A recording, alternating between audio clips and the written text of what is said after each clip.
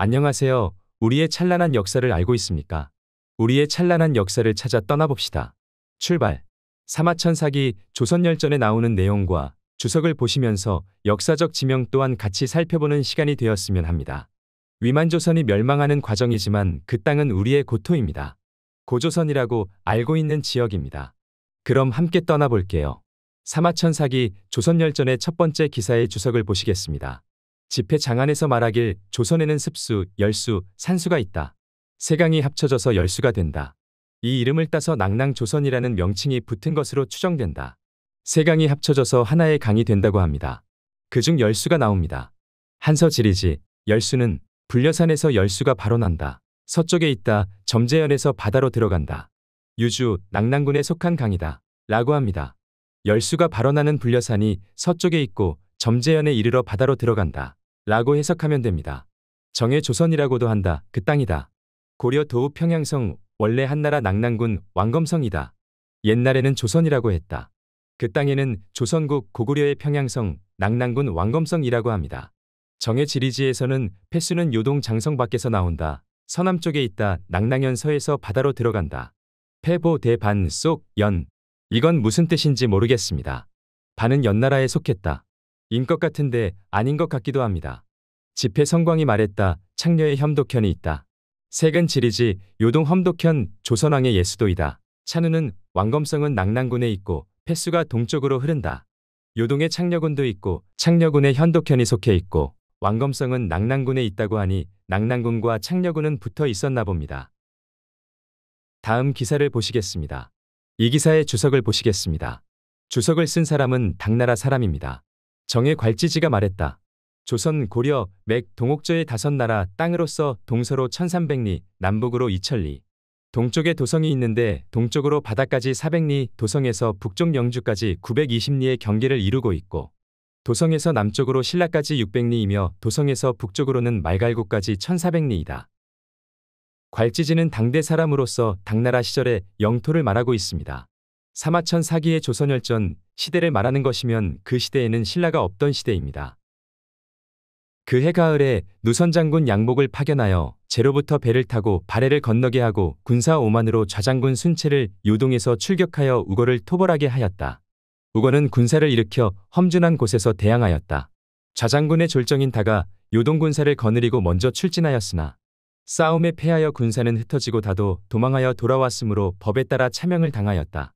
누선장군은 제나라 병사 7천인을 거느리고 먼저 왕검에 이르렀는데 우거가 성을 지키고 있으면서 누선의 군사가 적음을 엿보아 알고 곧 성을 나와 누선군을 치니 누선군은 패에 흩어져 도망갔다. 장군 양복은 그의 군사를 잃고 10여일을 산중에 숨어 살다가 점차 흩어진 병졸들을 다시 거두어 모아들였다. 좌장군도 조선의 패수 서군을 쳤으나 깨뜨리고 전진할 수가 없었다. 다음 기사입니다. 좌장군이 패수 위에 군사를 격파하고 전진하여 왕검성 아래 이르러 서북쪽을 포위했다. 누선군도 또한 가서 합세하여 성의 남쪽에 주둔하였다. 우거가 끝내 성을 굳게 지킴으로 몇 달이 되어도 함락시킬 수 없었다. 좌장군은 본시 시중으로 천자의 총애를 받고 있는 데다가 연과 대지방의 군사를 거느렸으므로 굳세였는데 싸움에 이긴 기세를 타고 군사들이 더욱 교만해졌다. 누선장군은 제나라 병사들을 이끌고 바다로 출병하였으나 이미 여러 번 싸움에 패하고 군사를 잃었으며 앞서 우거와의 싸움에서 곤욕을 치른 패잔한 군사들이라 군사들은 모두 두려워하고 장군은 부끄럽게 여겨 우거를 포위하고도 항상 화평을 유지했다. 여기에서 좌장군은 싸우고 싶은데 누선장군 양복은 싸우려고 하지 않으니 좌장군이 짜증이 난 모양입니다. 다음 기사입니다. 좌장군이 맹렬히 성을 공격하니 조선 대신들은 몰래 사람을 보내 사사로이 누선장군에게 항복을 약속했으나 말만 오고 갈 뿐 아직 확실한 결정을 내리지 못하고 있었다. 좌장군은 여러 차례 누선과 싸울 시기를 정하였으나 누선은 조선과의 약속을 급히 이루려고 싸움에 나가지 않았다. 좌장군 또한 사람을 보내 조선이 항복해 올 때를 탐문하였으나 조선은 이를 반기지 않고 누선 쪽에 마음을 두고 있었다. 그로 인해 양장군은 서로 반목하게 되었다. 좌장군은 마음속으로 누선은 전에 군사를 잃은 죄가 있는 데다가 지금은 조선과 사사로이 잘 지내고 있으며 조선 또한 항복하지 않으니 반개가 있는 것이 아닐까 의심하였으나 함부로 발설하지 못하였다. 누선장군이 조선하고 무슨 일을 꾸미는 거 아닌가 하는 의심을 가지는 좌장군입니다. 다음 기사입니다. 천자는 장수들이 이를 이룰 수 없으므로 전의 위산으로 하여금 우거를 달래 항복하도록 하여 우거가 태자까지 보냈는데도 산이 이를 마음대로 결정하지 못하고 좌장군과 서로 계교가 틀려 마침내 약속이 깨어지고 말았다. 지금도 양장군이 성을 포위하고도 역시 의견이 어긋나고 달라서 오래도록 결판이 나지 못하고 있다. 고말하고 제남태수 공손수를 보내어 이를 바로잡고 상황에 맞게 처하도록 하였다.